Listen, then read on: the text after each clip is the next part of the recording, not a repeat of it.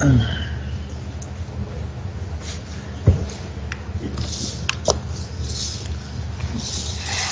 yeah, by the way, where is it? Is it this part?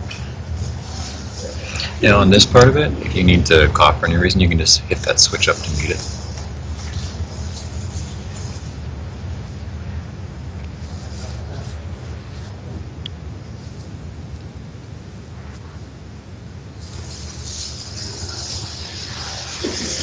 Welcome back to the 2016 Causeway Challenge here in Johor Bahru, Malaysia.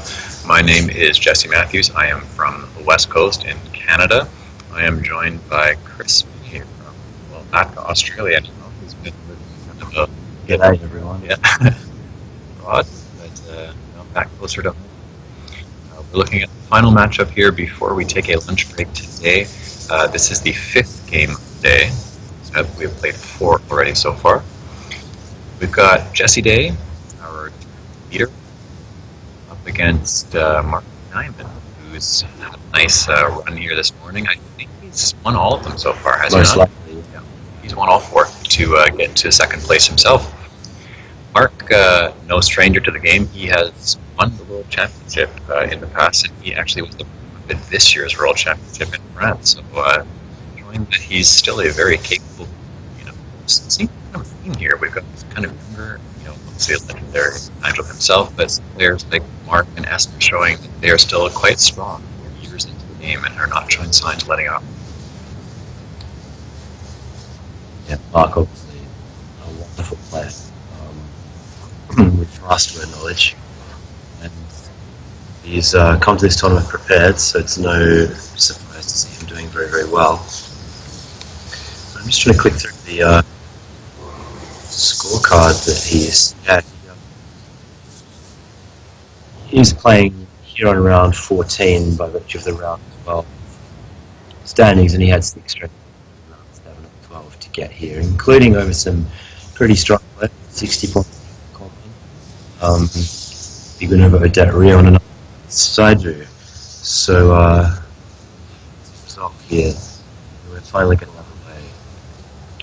Oh, he played Nigel. The result for that. No, I'm not sure. Playing Jesse, but he's beaten Colin twice already in this tournament, so impressive. Well, this King of Hill format takes no prisoners, does it? It's just a bloodbath. Which for anyone watching is lovely, but what's playing is just yeah, I mean Esther's just playing a second game with Older. So she's played 3 with Nigel and 2 with two other players in the field. Versus completely rude.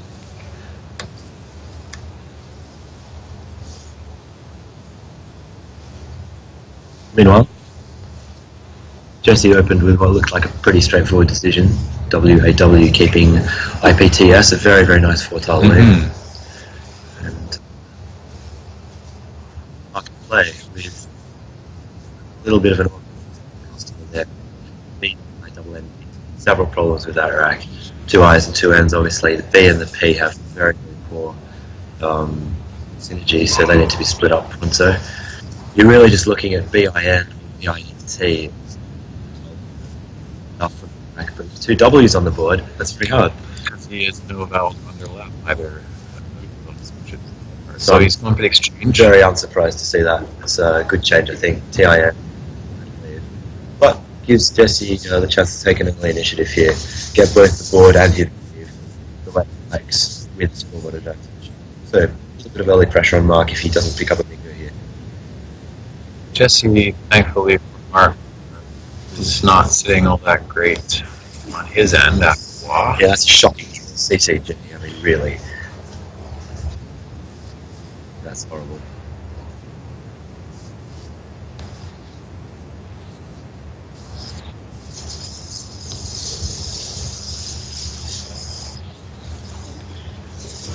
And what can we say about it? I think we might see another change.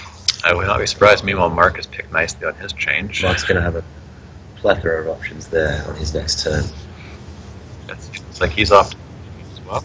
CIST gets the scoring choice, especially since he's throwing back into the pool 2 of the tiles that don't go well with the C. So his risk of a ruinous anti-synergistic pickup is really quite low. So high chance of a bingo for Jesse as well. Very, very open choice for Mark. I wonder. Has he really played that immediately?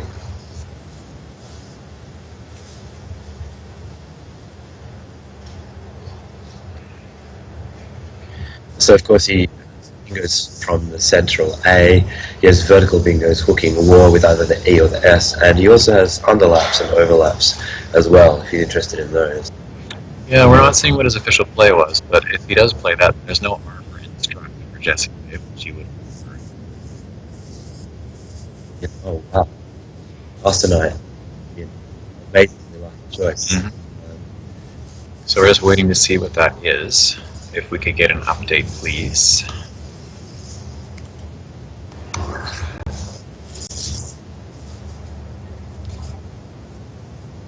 Yep, meanwhile, I like to think about what the other tiles that make 8s with Jesse's rack are. We've had the R, and he's got that set up. We wait to see whether he will actually get that playable. Otherwise, there are only 2 other tiles that make an 8 with that rack. What are they? Where is the... I'm not too surprised so to see that Mark is going for an Trionis, and that's great for Jesse because it's the. So, Mark chooses the parallel play to give away fewer floating tiles. And ironically, it gives Jesse the perfect tile. But that's it looks like a mistake, but it's not necessarily a mistake. And, he can't decide. NOS stride. Okay, so that's. Okay, not a double-double anymore. Well, I think are going to wait till he hits the clock to see what the final play is. So he's one of those think out there, as I described them, or thinking over the board.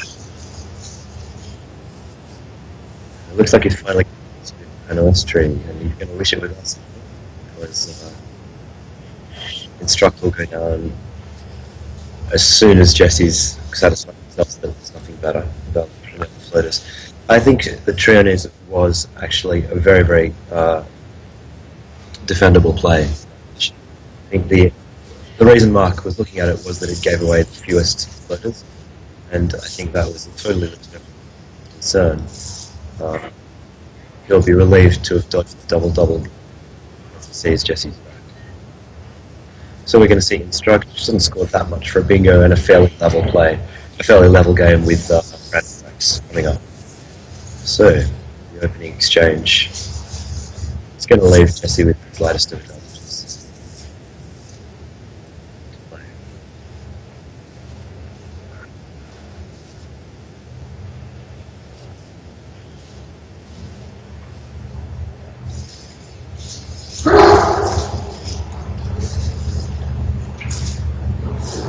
Anyone solve those other 8s? The letters are G and H. The G one is a well-known anagram pair, cuttings and tongue stick. And then stitch option. There goes Instruct.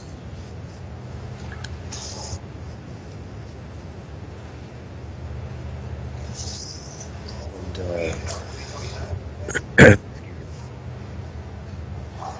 a far from straightforward play by the looks of this for Mark. He might spend a bit of time here. Yeah, I was looking briefly at Boet Penois, but the lead is not good enough to warrant that, I don't think. Let's see what else there is.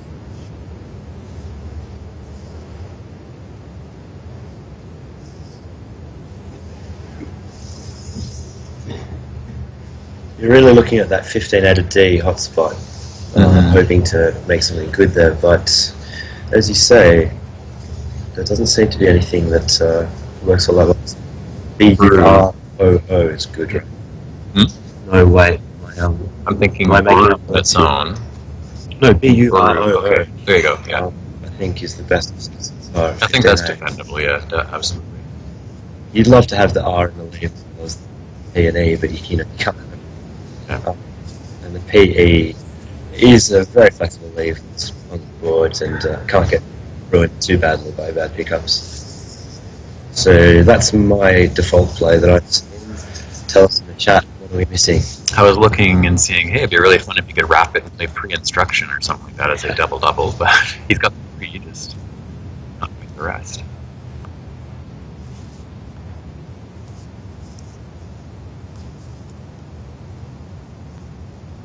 So he's going to go for Baru, yeah. Yeah, I think it's a good play.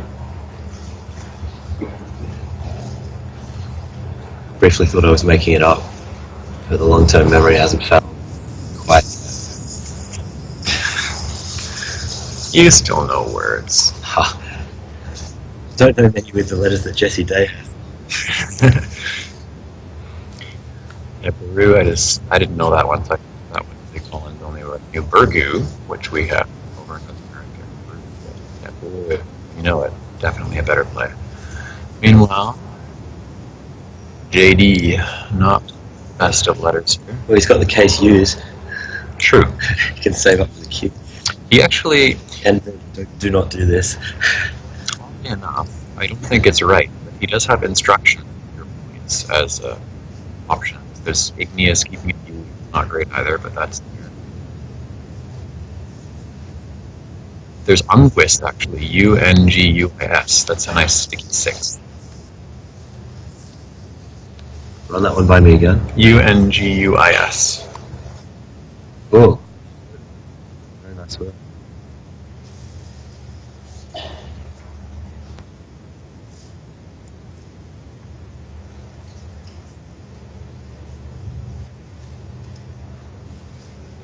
I like the look of it too. I think Unguis does what he needs to do, which is score enough. But he's also lined up instruction as a possible option just to score. I don't know if he's going to do it, but it's surely seen it. That's why it's there. I really don't like that play. Yeah. I think I'll serve everything going through.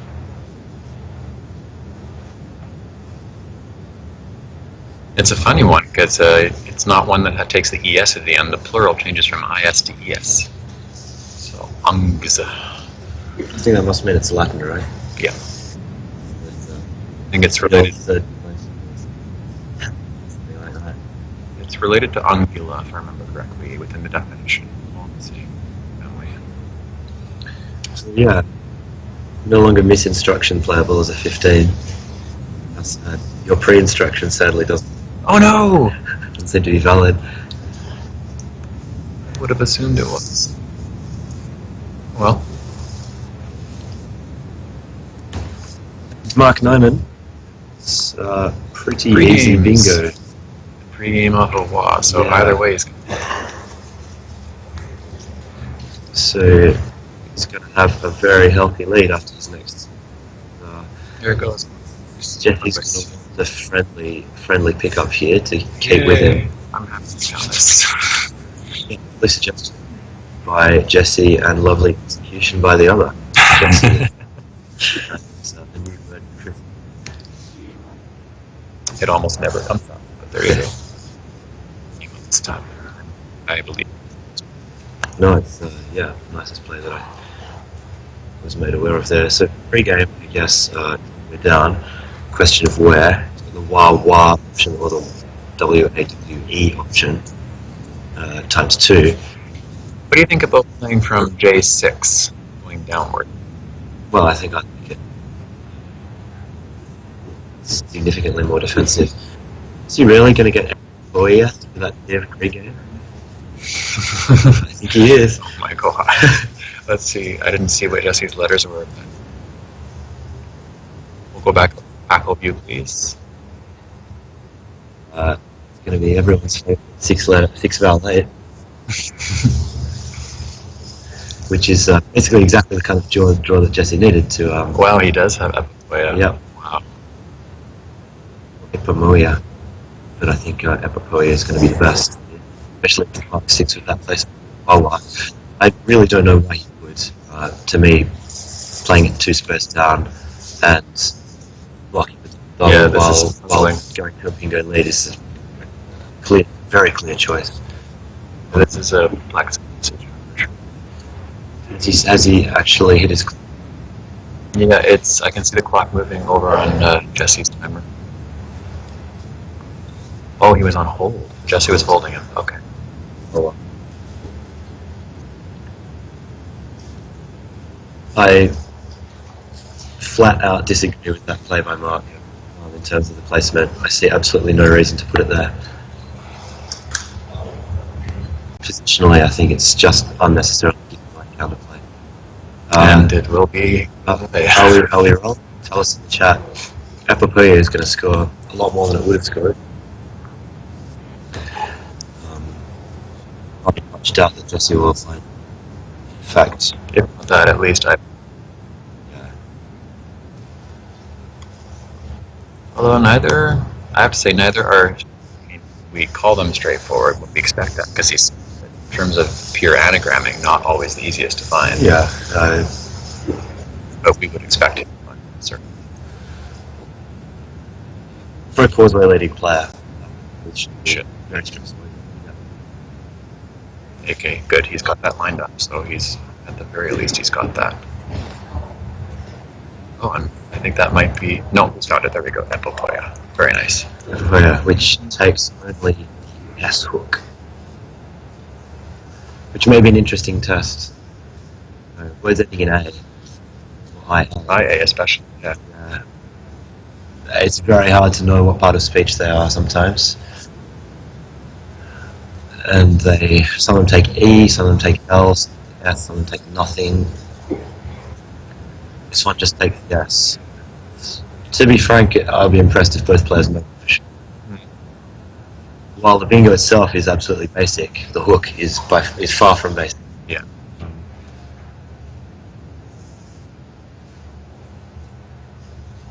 So, basically, we're all tied up here. And I think Mark has missed a trick, frankly, with that pre-game. Yeah. Jesse would have had the bingo anyway, but the score difference is only 4. And it seems different from live.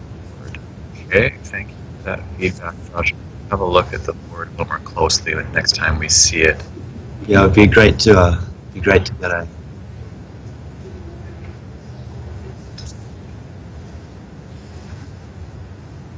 Great to get a shot of the live board, guys, if we could, to just confirm that the input on Crackle is accurate. So if Mark did indeed play 2 scores lower, then for a start, it doesn't score as much. For a start, our criticisms are invalid. Yeah, okay. He did. All right. Henry can't hear us talking, so I'll go over and tell him. Well, meanwhile, I'll re-summarize because we were fairly critical of what we thought Mark had done, which was the wah hook pre-game. In fact, he didn't do that. He did advocate, which was playing in the defensive position, which I think is exactly right, what he should have done and what he indeed did do, contrary to Michael. And so that in turn means that Jesse's choice between Epopeya and Ipamuya was a far closer choice than we thought it was. We thought Epopeya was scoring a bunch more. In fact, they were both pretty close to face value, and they both had strong counterplay chances. And so eventually, having compared those options, Jesse went for Epopeya anyway, rather than exposing the nighttime with Epopeya, which he had set up his record point. So very reasonable plays, in fact, by both players here. And criticism of Mark was based on misinformation in Crackle feed. So guys, we'd love to see the Crackle board as soon as it's fixed. Henry's fixing it right now. I just got back from the talk, our Crackle annotator state. So it's being fixed, and then we'll hopefully have that back. Excellent. So now, for done. Heaps. Well, we didn't have time to really look at the board, but that looks like, in all probability, a clear play. For all those score sets. Yeah.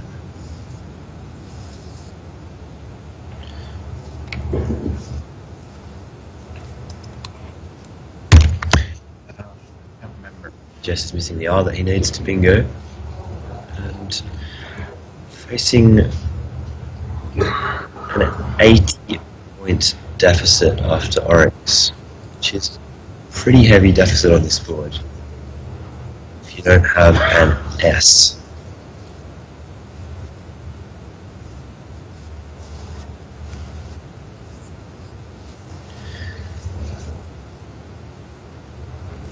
So the first type of play that jumps out to me in this position is the row 5 scoring play involving the K, something like which has the advantage of mitigating immediate big threat from down the O column. Of course, Jesse would quite like to use that line himself.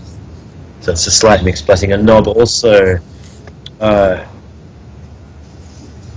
really stops the development of top rights. It's hard to reparallel. Keeps those upper rows of the board open. So although Knob is attractive for score and leave reasons, it's not that attractive position. I think probably worth taking some time to look at alternatives. If there's a good vertical play in the top right, I'd be drawn to that. I haven't seen one yet. What's he got set up? Koban. Where's that going?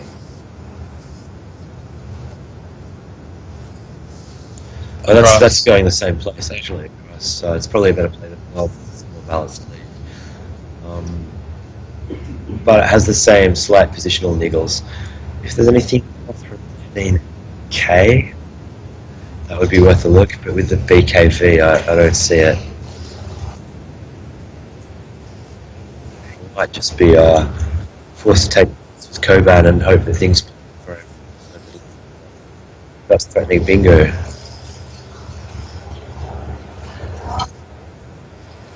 Mark has no huge problem because of that floating U. It's part of the reason why he'd have been happy with Oryx.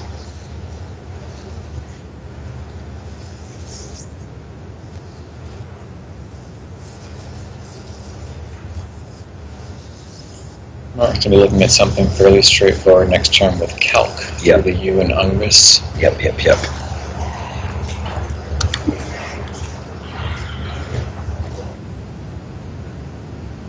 Interesting that Jesse sets up the word and separates it from his other tiles like that. You really are telegraphing the number of tiles you're thinking about using, and if you then change your mind, you're giving privilege to the opponent, and that's might seem trivial, but it's not actually.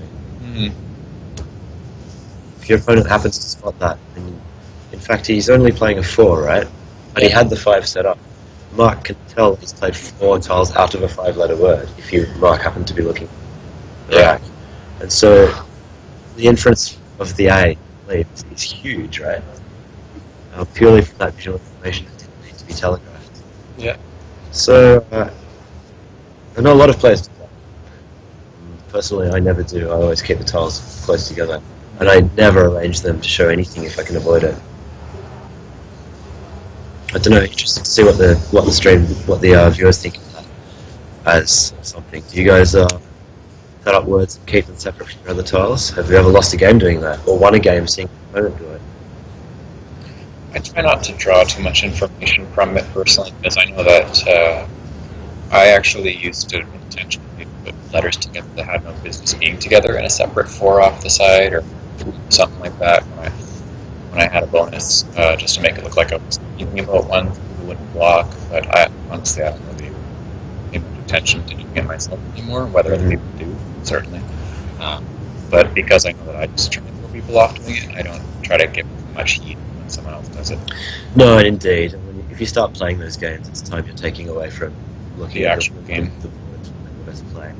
But if Mark happened to notice, Then yeah, it's certainly it's helpful information. yeah.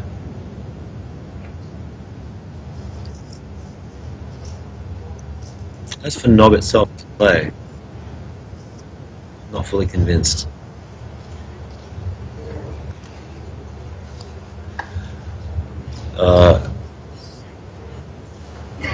Two S's and a blank were unseen when he played it. Perhaps he was trying to rattle Mark.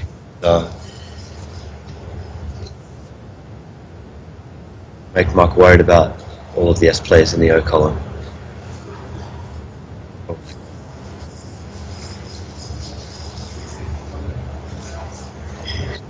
May have been a bit more concerned about a 5-tile play from O1 down onto the end. That would, which would have knocked out bingos in the entire bottom right of the board. I think Mark actually has. I think he's got this limb. I see.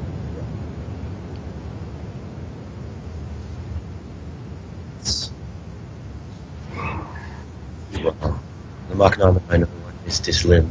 not. No.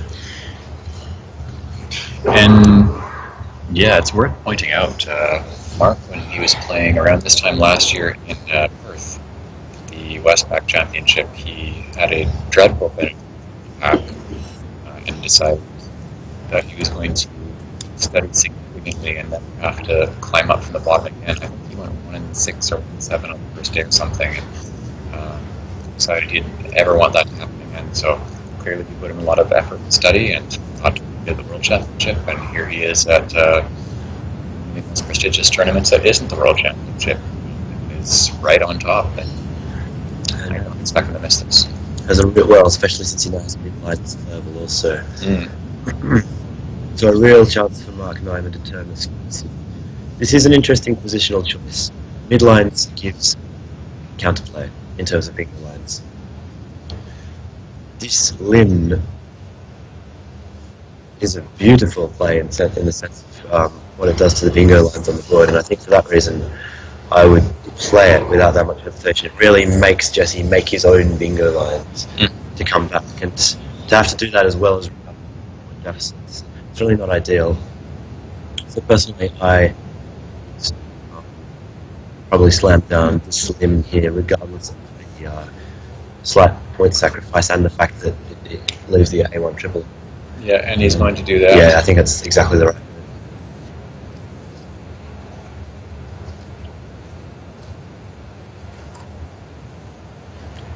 Very classic. As we would expect, no trouble for Mark to find it. So, Jesse has one of the 8 S's, and boy does he need one, but he now has a 100-point deficit to think about, so he needs to make sure that these lines on the board stay favourable to a catch-up chance. That wasn't very well put by me, sorry. He needs to make sure the board is open enough so he has the opportunity to catch up. Right, but ideally, as the trailing player, he needs to make sure there aren't cheap on the board available for Mark, and this is a problem for him right now. Not actually so much because of the overlap, which Mark needs to make a deal. And if Mark gets the blank, well, Jesse can't win anyway. But things like the A1, they're actually a concern for Jesse, because if Mark gets 40 points there, Jesse needs not only 2 bingos, 2 big bingos, and so it becomes a really tough assignment very fast. The trouble is looking at the top left, without using that S, I'm not seeing a way to reach, so it becomes worth it to play there.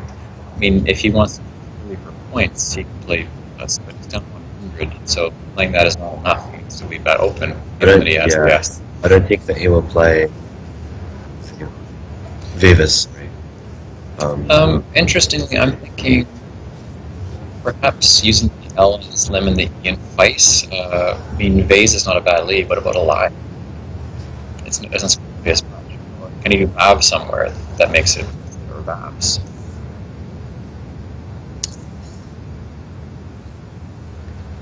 Because the obvious scoring play is Vivas, so I could say no, he can't.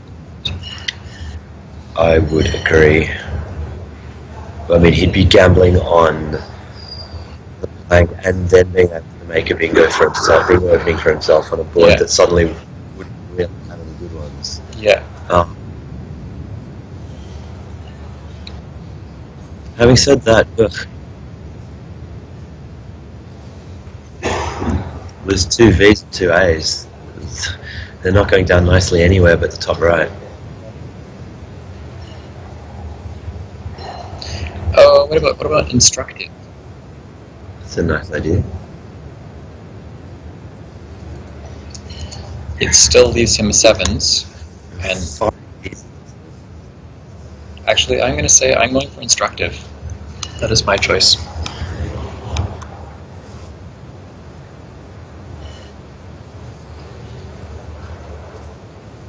Makes the O column a little easier to block out on S.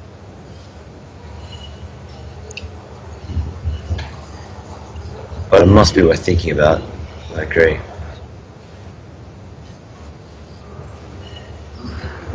I just wonder if it's the time to do something really imaginative here. Like C1 Vivas.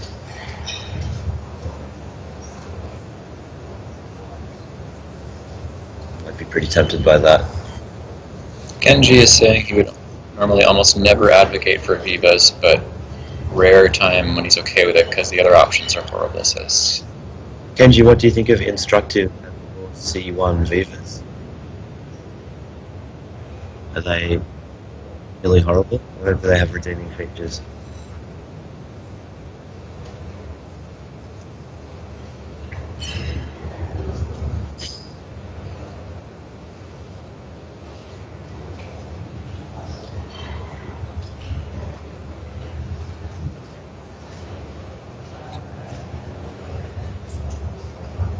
And I mean, all of these candidate plays are so vastly different from one another in terms of the long-term strategy that Jesse is planning for. So what he's really having to do on this move is commit to a way in which he intends to win. Yeah. Even this far out, with more than 20 miles in the bag, he has to commit to one way of winning the game on this turn.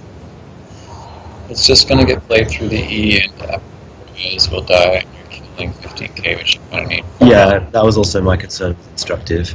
What about the C1 play, Kenji? How are you going to skewer that?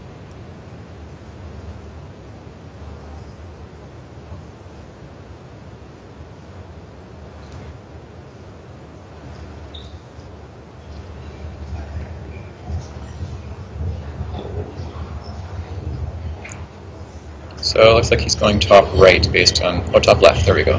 Yeah, Yes! on the top left. Nice. It's very satisfying when they choose your play, isn't it? Yeah. Not an attractive play by any stretch of the imagination, but there have to be winning chances for Jesse Day after that move. Yeah. If the draws go well for him, and they have to go well for him to win anyway. So let's see what happens. This is going to be a move that Mark likes very much, given his actual rack.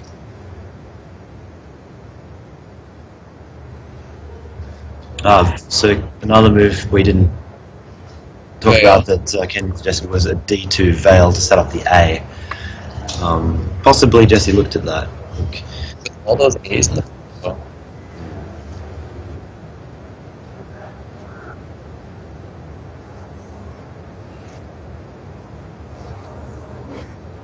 Not a great draw for Jesse. And Mark can just play Vifta from the V for a fair number of points. Oh wait, it doesn't reach. Never mind. That's not so straightforward.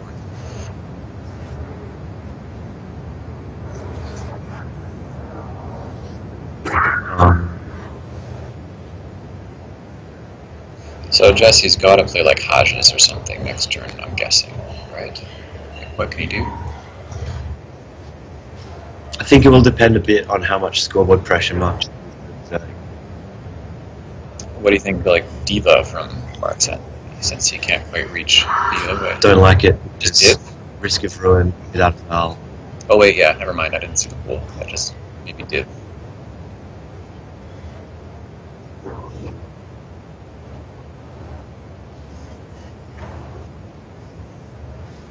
He's playing reasonably rapidly here. David, okay. Okay. I mean, it's a little less risky than Diva. So, But this doesn't need any effort at just preventing sevens. I guess he's just confident enough. he'll outscore a 7 Yeah. there.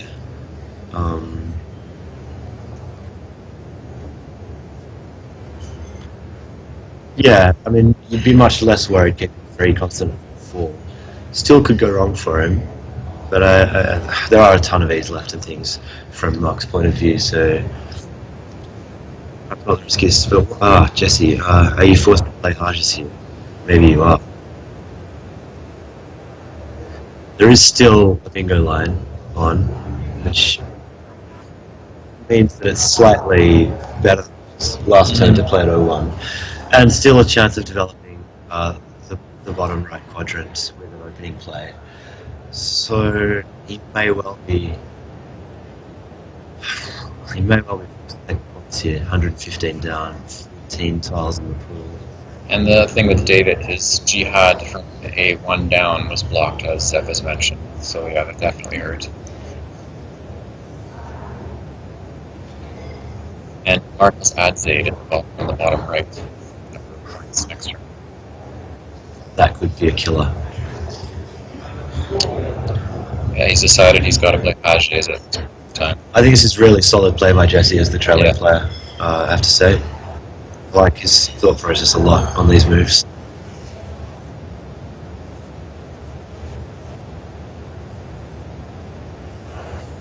And we wait to see if he manages to pull the flag, threaten something.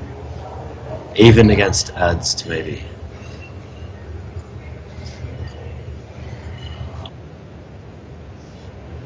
Pool is reasonably bingo-y, so must be some chances of him getting a threat of a decent scoring bingo, or at least the chance of opening something up for an outplay. Mark still has work to do to ensure a win here. 6 points. Not quite comfortable without the blank.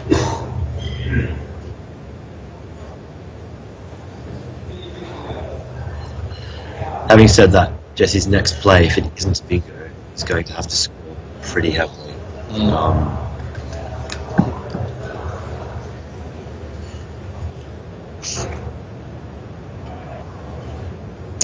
Yeah, it's that. Horrible, horrible draw.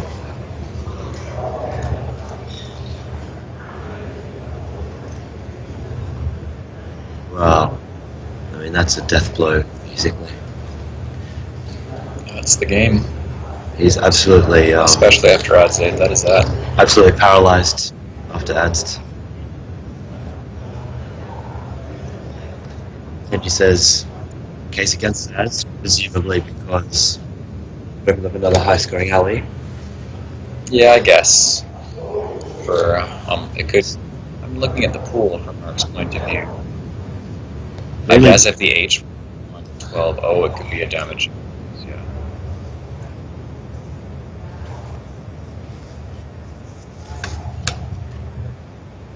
It's true that Mark doesn't have to currently worry about the bottom right. I think this is a maths problem, actually, whether Adst is automatic or not. He's playing it. Mark's happy with it, and I think it's kind of hard to argue with. It must have been 60 points. So to go 120 up. I'd be fine with that. 120 up, and you know you're going to get another turn. And you know that there aren't going to be any big moves that score more than 5. I think Adst must be if there are losing lines after Adst with optimal play, they must be extremely rare. Yeah. I'm going to guess XO and OE from Jesse. Something like this.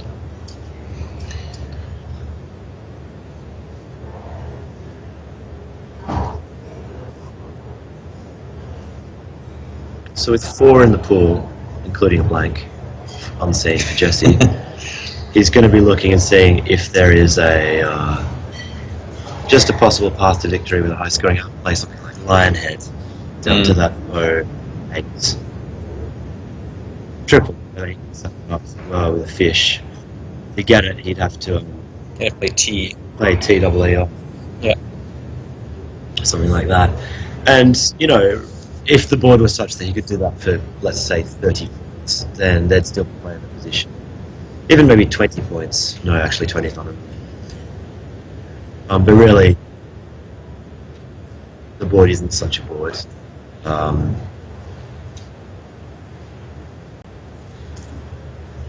He doesn't have scoring possibility for his unwanted tiles. As Jesse mentioned, X XO and OE is the two-tile fish that jumps out. I don't think it leaves anything with the H in a good. It's actually not going. Those points really don't matter unless you're also setting up for it. So this is really very grim for Jesse. He may well be playing a 0 win percentage here. Yep. Oh, look at that. Oh, you're kidding. Yeah. Wait, or is that Jesse's right? Well, it would have been if he played OBs. Excellent. OB.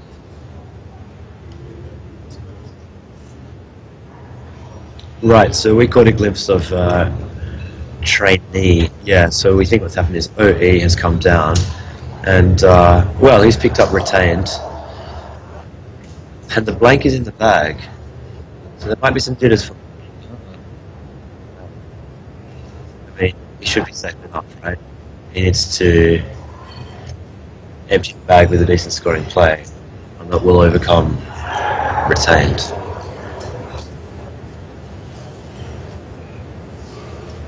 If we could get the Crackle view back, we can have a little think about whether there are big moves to H from Mark's point of view.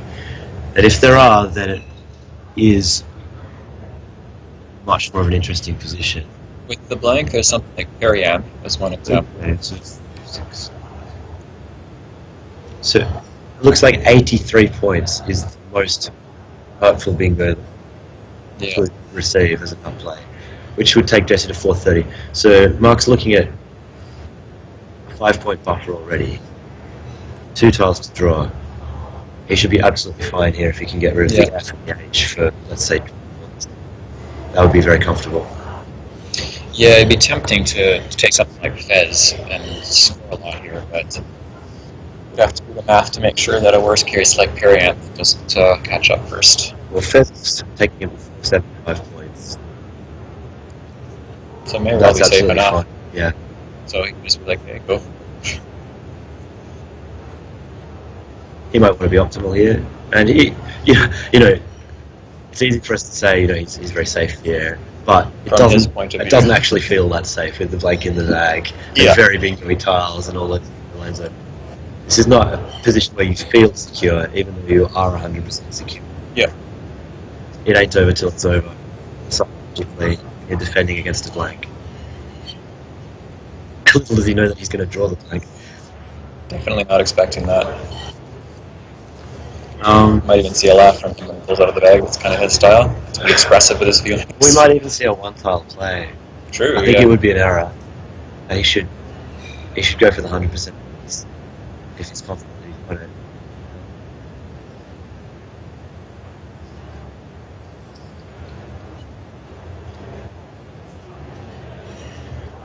And if he does play one tile, then Jesse should respond by playing one tile, I think, and fish off an E.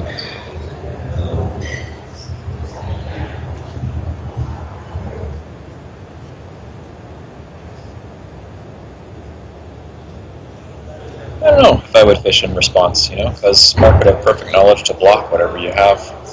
Yeah, if you hit the blank, you can't block. Yeah, if you do, that's true. But if Mark plays one tile, I think Jesse would assume he's probably got the blank, he's fishing for something, so I think it would just make him play the bonus either way. It would be interesting psychology. I mean, the bonus would be a guaranteed plus. Oh, wait. Yeah, you're right. It would be.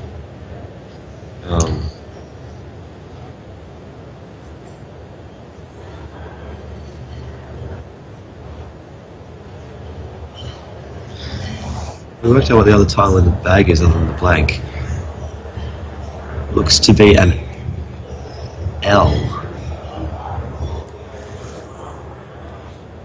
It's not going to help much across the H.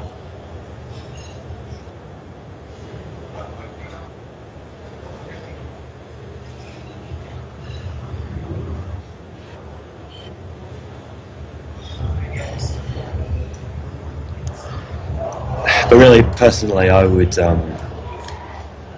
play the first decent move I saw that I was confident would outscore any bingo reply. That would be my strategy. Marlon Hill seems to agree. Mm-hmm.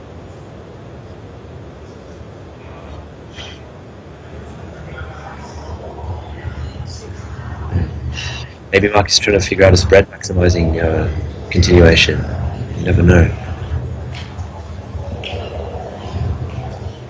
That tends to be very much a secondary concern for me in sorts of positions. Never quite trust myself enough. Looks like he's played one tile, potentially. Top left quadrant. Which suggests he's a bit spooked. Yeah. And Jesse's gonna be Or to give him some credit, he's found an amazing 9-letter bingo through NE. he's playing the H. I mean, he goes... It's actually kind of hard to argue with. He knows if Jesse bingoes now, Jesse's... No, doomed. the question is, did he leave the blank in the bag? We'll find out. That would be hilarious.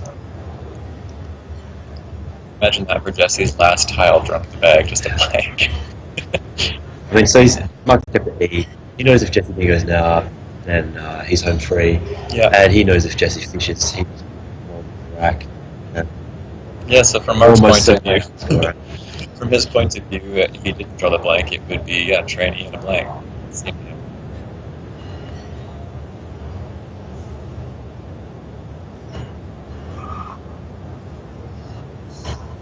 It's like he pulled the He blank. pulled the blank, okay. So I think it was a spread maximising strategy for Mark there. He wanted to give himself another turn, and he's done it without any risk to his winning chances.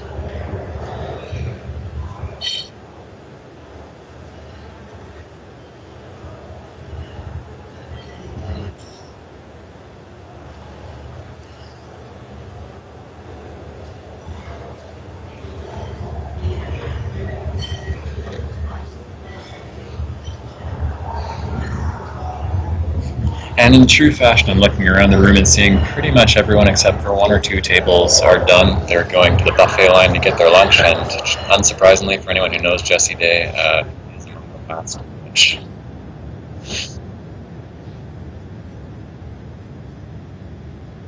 Which means we are also the last to finish, so we're in the back of the very long lineup to get lunch today. So I'm just having a look at what Jesse's looking at in terms of the pool, and the one-tile fish probably isn't looking great because there aren't a lot of pickups that can give him a guaranteed bingo, which means he may be forced to just hit retain. He should be able to tell Mark himself on the bingo. I mean, he has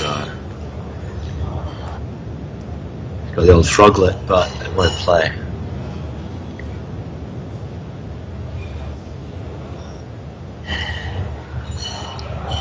So I think inevitably he's going to come around to slapping down his bingo here, and then we can all go to lunch.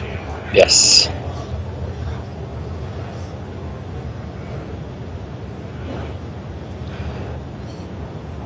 Yep. There we go. So it was a good effort to catch up there by Jesse, unsuccessful in the end, but I can't fault his approach. It was very professional.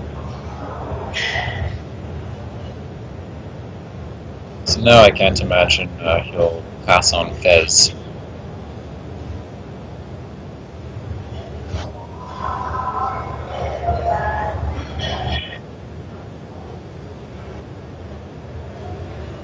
This has been a high quality game, looking Yeah. back over the moves. Really, really well played by both players.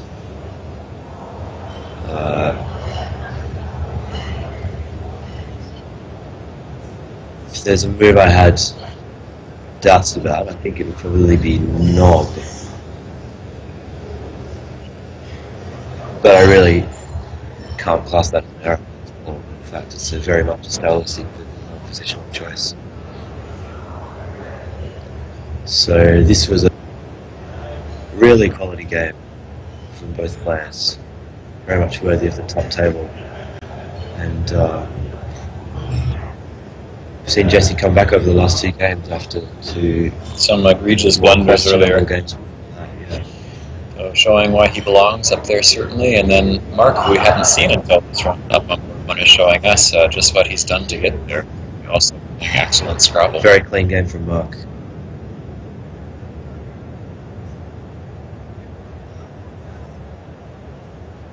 He didn't face many difficult decisions actually, but nonetheless, you have to knock him down. Yeah, his hardest choice might have been where to put that first one.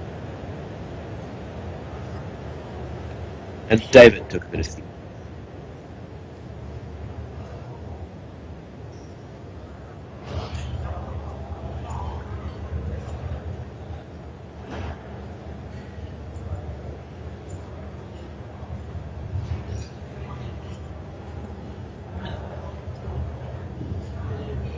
Mark clearly working the end game for every ounce of spread. So it's unclear to me. I'm not sure what our return time here is. 2:30. 2:30? Okay. 2:30 local. All right, there we go. You heard it here first. 2:30 return time. It's just about 1:30 local time here. So basically, we're going to go off the air just for an hour to get lunch. And then we'll be back with 5 more games before we wrap up day 2 here at the Causeway Challenge. Just going to go up to the notice board and tell you the matchup we'll be seeing after lunch. All right, so we'll stay on the air here just for another minute or 2, just so we can tell you in advance who we're going to be seeing. It's also possible they might not have it already. The video here doesn't have it, if I understand correctly, so this is just wrong. I'll check that really quickly. But with that, Mark is going to very likely be in the lead here, unless Harshen or Nigel won by a larger spread. It's possible, I guess, but yeah, I guess it could be any of them. Before this match, Jesse had about 200 points spread cushion over them, but Mark Nyman had plus 460 at 9 wins, Harshen had plus 441 at 9 wins, and Nigel had plus 5 at 9 wins, so all of them with 30 spread points each other. So any of the 3 of them, depending on going to match up, be in the lead, but we'll just assume it's perhaps Mark first. Chris is returning, and hopefully with some moves in our neck there. Unfortunately not. I think they're going to be repairing round 15 over lunch on round 14 standings. So we'll wait to see who we get this time. Okay, so we don't have a pairing for you yet, but yes, 1 hour from now we'll be back on the air here in Johor Bahru, Malaysia. Until then, Jesse and Chris signing off. We'll talk to you again soon.